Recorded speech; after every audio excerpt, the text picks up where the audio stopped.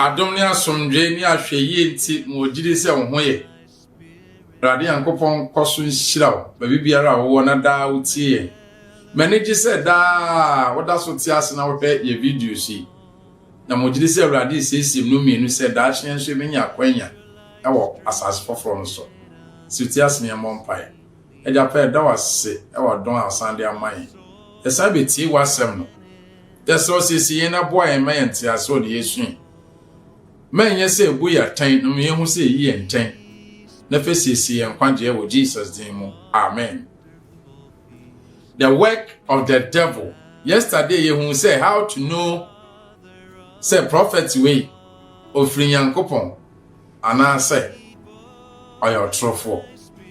enne ye toaso the work of the devil and his seal obonsam nyuma ene ne nso ano we bisa say preacher na bonsam so won so ano yes Yankopon won so ano na bonsam so won so ano denti na make kasa Bible no eka kire so ade Yankopon won so ano na bonsam so e wo bisa okay Genesis chapter 4 verse number 15 na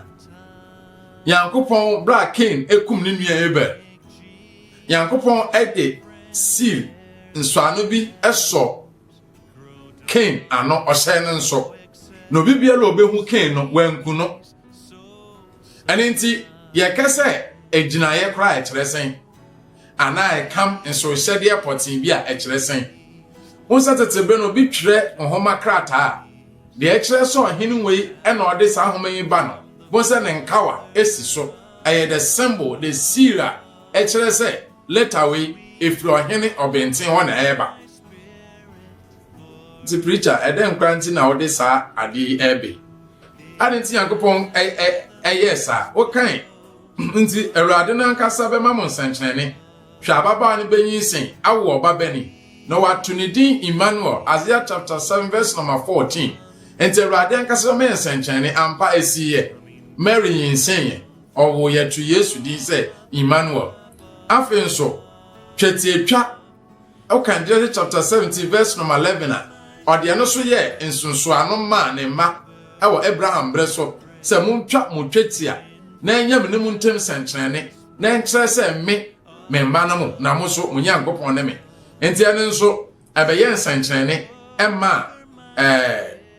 Abraham ebresofo no afi Nkopon san de ade ba akoba se na me de me home ndam ma mo se enyam ne muntem sankyene Ezekiel chapter 20 verse number 12 enti ane so ye efa ba akwa e bai ende nya ho na me ka ho asem ba mpese wote the word nso ano niam Awurade de so ne mba no na ye hu obonsan so niam onso de so ne mba no ne wahu ba bia wogina se wo hwa apanfofo no mu nso a na atwerefo ne taa de sa nso ano ekam ne agina ye edi dwuma paaye enti Yesu Kristo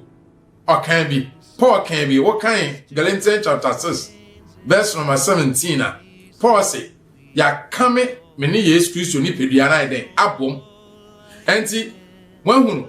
abofo afoforo a wokro Yankopon ote ase no nso ano se wo firi owia mu rupie na odende kase tiem enti wo kan Revelation chapter 7 2 to 3 so a ohun se Brian Yankopon bofo a onnam owia mu de ndika kase tiem ka echa abofo a wokra mframa nan nim se mundia mu kosi se ye be hye Yankopon ma mo maso agina ye anase kam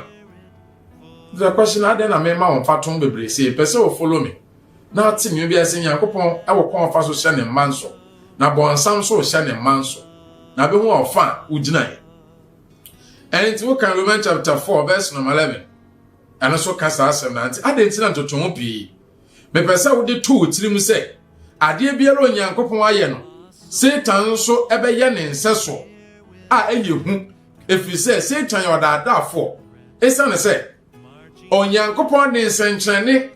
anasa so sere na edi dwuma nti Satan so de saade na edi dwuma aha na eyehu no tuni na aye honhom obi ana din wa ye physical Onyankopon de so hyade honhom na odi dwuma bo san so ne de na honhom na eyehu ye kwa be fa so abehu se we ye bonsam na we ye Onyankopon ye Yehowa Onyankopon enti o se Onyankopon de nsankyerɛne ɛbɛma mo ahu efiri sɛ Satan yɛ ɔdaadaafo esane sɛ Nyankopon de nsankyerɛne ana ɛkan bi taaye agyinaye nsohyɛdeɛ de to no kora ne atoro ntamti awieye brei awo kan Revelation 7:1-3 ne Isaiah 9:1-9 rekon Nyankopon so ano a ɛyɛ agyinaye no ho asɛm Satan so de wɔ hɔ na rekame ayɛ sɛ wiase nyinaa agye Satan de natum ɔrɔfo ha na yɛ me hu ye Nyankopon de no wɔ hɔ a ɔde so ne mba no ba nka yakwesɛm no mienu yɛ mpɛɛ no na nka yakwesɛ wiase nyinaa yɛ agye bɔnsam so ano no momatum the work of the devil is a kwa wa fasha portray ne de no asa ya konno efe asa odwene ho a etwa asom onipa fam ito do ho to so ahun se oh enye bad ya hwe person week you follow me pa na ye ka the secret of Bible no mu kirew na ebuam no mienu ye nkwade every say one a na every say one what doso dia ema ne ye hu ni se obiara de ye hu asem ade ame ehu ni se bonsam so ano yehu Yankopon so ano no omu na de no spiritual enti anya physical no watumi akofa account book abeda ho aweke atete bia fim akiola mathematics na wanya answer say o ma che no ye oboa anya education enye mabo PhD mako social theology ewo school hwe mi be di sofo na wo he na ya krakete bi oboa enye no ne ye de ka wanya hwe abedi sof be 30 years na so na nam kwan mo ne so wanya hwe abetna SD asom Pentecost Roman Methodist and sorry ahodo aka Jehovah Witness Church of Christ mu adu when decide say you are on the right way but now who deceive yourself no if you can when you born some mark and so they would want to class we Nyankopon ba if say true na spiritual na we came be chrew from the Bible na me here through ho ye on Bible so what the better amachi you hear Nyankopon hyiraw ye to aso no I say eye hu ye if you say true na hu mu asem na Awurade Nyankopon de no eye hu mu na bonsam so de eye hu mu na to aso akosi a won to aso nyina enti nya de aye bribi na waka say ye bribi ad no me working ne kosi briwe ebi a 2022 na sad na twom o say ya won to aso kosi say Kristo Yesu ajenkwan ya twen na bre no obesane no waba beje ne mma enti ye hu ye na de ba ko pa be me wa hu sa no kra ne ntro no eye tresemi fa ho to so fa ho to asem no so asem no kuto na betumi aboa ma wa hu enti Yakopon de twetietwa Abraham bre so ade ye nso ano ema wo efri amaman ahodo no ntem so hwe Romans 4:11 tumi mienu na eridi aprepre e wo wiase mu Satan ene aboa na ginaye Satan ene ne nso hyede Yakopon ene ne nso hyede tisedam din kan ka to se penim bi atwere krata o de bibi siso a ekere se ero na otwere sa ede na bia me hu se ba bia me nami ababo a me boye Awurade asoma no ede be ma me hu se ba bia me nami me nya bonsam so ano na maduane afiri ho Isaiah chapter 8 verse number 16 sa oto aso kakra bi a ama hu se Awurade nam ne tumi ne na won wakwan so ehye ne mman so esa ne se Onyankopon so ano kronkron no e wo ne mransem dinu mu na ne eye hu ne ye se wo pon Onyankopon mransem no na wo to atwe no eye hu ye enti adewe na mekan ya na meye ma hye me se Bible ne se Awurade nam ne mransem di so no de be so ne mman no ma de se mransem di so ko adifo ne akyerɛkyerɛfo apostles reverend foi omosi atwem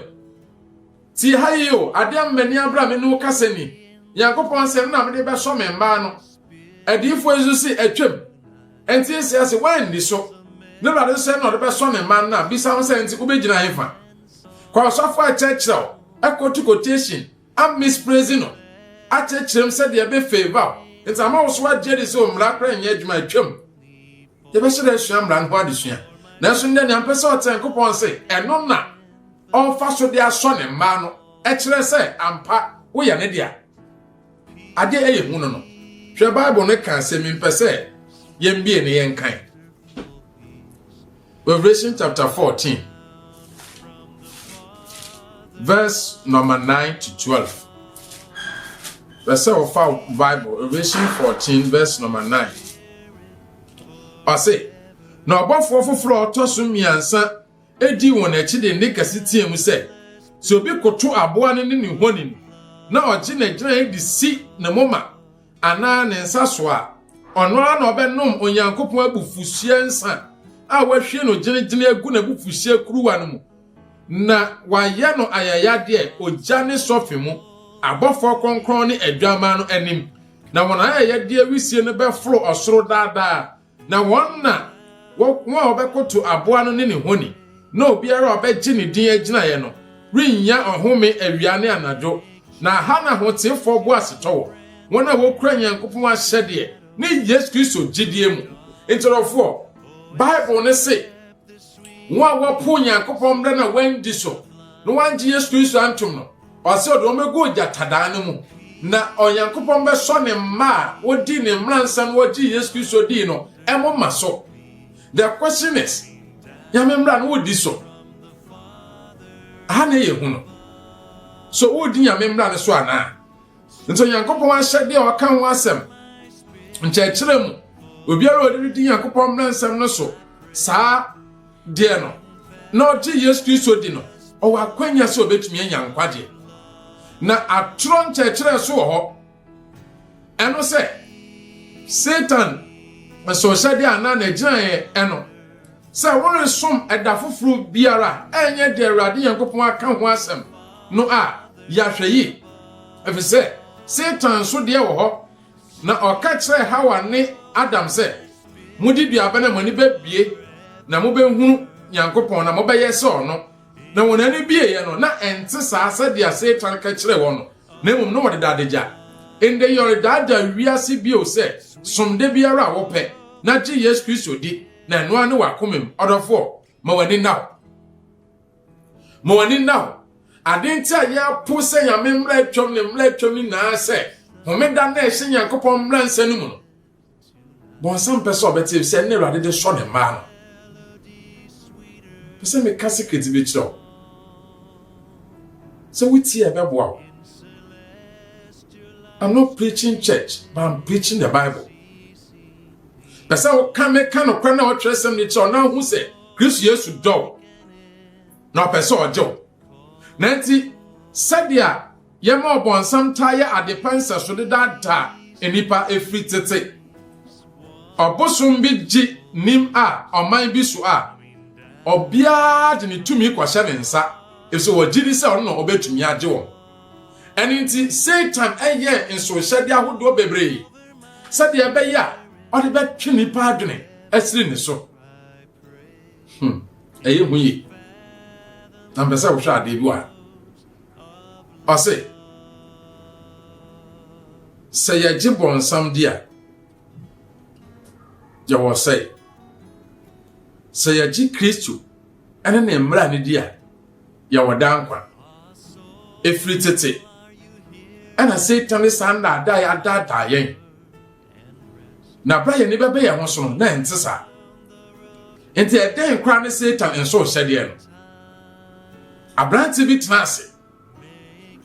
ni ya friend Noah ne ba ne nana ani ya friend Ham ne nana na otoso mienu bia na wo friend say Nimrod oya ade bi Nimrod eya ade bi na nana wotwe mbesam no mienu yenhwe ne yenhwe atprekwa Nimrod eye o kan Bible na kan se mi wo hono o se Nimrod ima no ho kwan ma Satan fa no so e de atro esom ahodo nyina bai abakwasam kire se Nimrod yi a o sha ase ye se orechechi nkuro akese nkuro o sha ase so ochechi bi ni nkuro a Nimrod achechi na bibiri ebini Babel Erek Akkad Niniwe Nimrod no ochechi Niniwe na yesuma do na so nko na wanko no sa Nimrod no ochechi that crew no carry any resin eye dan na sa brante etumi boaboa nipa no akuakuo sa yewo yankopon ma wonti ase no ntina ni mo nkyerɛ na hu sɛ tumi bi na edi asi wɔ asase so dan abrante etumi yɛ saa yɛbɛto aso wobɛhu kwan a ɔfa so otumi yɛ saa na bɛsɛ wote ase nyankopɔn wɔ nso hyɛde na ɔbɔnsam so wɔ nso hyɛde na yame ne gyina ne mnansam so na ɔde sɔ ne mma no na bɔnsam so akreti atrosom ani atroncheche bi di aba ene so ɔde sɔ ne mma no the work of the devil yewo yankopɔn ka ho no mana bataken kan sua tresem yi na wonya ntiase na watum di abobra na ɔde ahye ne di anunyam onhyira ɔnyɛ okese wɔ Yesu Kristo dim amen.